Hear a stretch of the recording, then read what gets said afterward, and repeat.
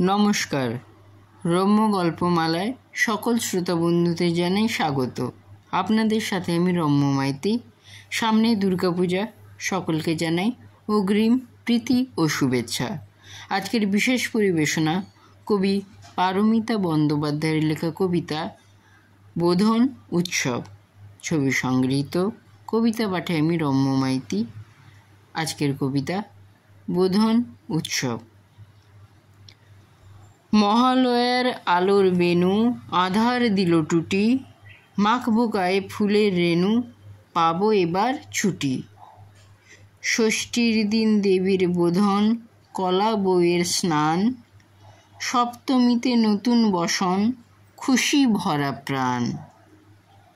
অষ্টমীতে সন্ধিক্ষণে ঝলমলে দীপজালি, নবমীতে ঢাকের বলে দুঃখ বিবাদ ভুলি।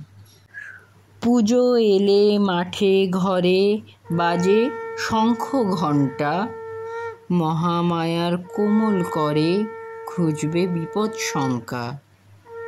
কেমন লাগলো আজকের এই কবিতা? কমেন্ট বক্সে অবশ্যই লিখে জানান। কবিতাটি ভালো লাগলে লাইক এবং শেয়ার করতে ভুলবেন না। পুজোর কয়েকদিন থাকবে ছুটি। খুব তাড়াতাড়ি নিত্য নতুন নানা স্বাদের গল্প কবিতার ডালি নিয়ে হাজির হব আপনাদের কাছে। আশা করি আপনারা পাশে থাকবেন।